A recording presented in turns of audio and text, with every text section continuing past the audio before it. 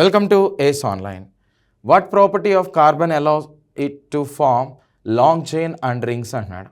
Okay, so long chain and rings జనరల్గా చూడండి మనకున్నటువంటి ఎలిమెంట్స్లో కార్బన్ అనేటువంటిది సేమ్ అదే ఎలిమెంట్తో ఒక లాంగ్ చైన్ అనేటువంటిది ఫామ్ చేస్తుంది. ఈ టెండెన్సీనే క్యాటినేషన్ అనేటువంటిదిగా చెప్తారు.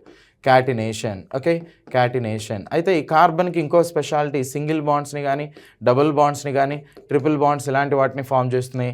అంటే ఇలా స్ట్రైట్ చైన్లో ఉంటుంది, లేదంటే ఇలా రింగ్ ఫామ్స్ని కూడా, ఓకే, రింగ్స్ ఇలాంటి వాటిని కూడా ఫామ్ చేసే టెండెన్సీ మోస్ట్లీ ఈ కార్బన్ అనేటువంటి దానికి ఉంది అనమాట. ఓకే, అయితే వాడు అడుగుతుంది ఏంటి, లాంగ్ చైన్ అండ్ రింగ్స్ అనేటువంటిది అడుగుతున్నాడు. కాబట్టి రింగ్స్ అంటే మళ్ళీ వాటిలో బెంజనాయిడ్ రింగ్స్ అని నాన్ బెంజనాయిడ్ రింగ్స్ అని 2 టైప్స్ ఉంటాయి. వీటన్నిటినీ ఫామ్ చేయాలి అంటే ఇక్కడ ఇచ్చినటువంటి వాటిలో ability to form covalent bond అన్నాడు. కోవలెంట్ బాండ్ ఒక్కదాని వల్లనే కార్బన్ అనేటువంటిది చేయలేదు. ఎందుకంటే ఇప్పుడు హైడ్రోజన్కి కూడా కోవలెంట్ బాండ్ నేచర్ అనేటువంటిది ఉంటుంది. అందుకని హైడ్రోజన్ చేయగలుగుతున్నా, చేయట్లేదు. కాబట్టి 1 అనేది wrong. Ability to form stable bonds with other elements అన్నాడు. సో ఈ ఒక్క కార్బనే కాదు, మిగిలిన ఎలిమెంట్స్ కూడా up to some extent stable బాండ్ని ఫామ్ చేస్తాయి.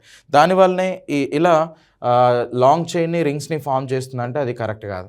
Next ability to form multiple bonds అంటున్నాడు. అంటే ఇక్కడ ఇచ్చినటువంటి వాటిలో ఆప్షన్ 3 అనేటువంటిది కరెక్ట్. ఎందుకంటే ఈ మల్టిపుల్ బాండ్స్ అనేటువంటిది ఫామ్ చేయటం వల్లనే మోస్ట్లీ అది రింగ్ లాగా కావచ్చు, లేదు అంటే చైన్ లాగా కావచ్చు, ఓకే, ఇలా మల్టిపుల్ కాంపౌండ్స్ని ఫామ్ చేయగలుగుతుంది. Next tendency to form single bonds అంటున్నాడు.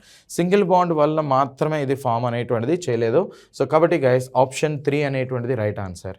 ఇంతకీ బెంజీన్ అనేటువంటిది తీసుకున్నట్లయితే అది ఆరోమాటిక్గా లేదంటే నాన్ ఆరోమాటిక్గా తెలిస్తే కింద కామెంట్ చేయండి. Thank you.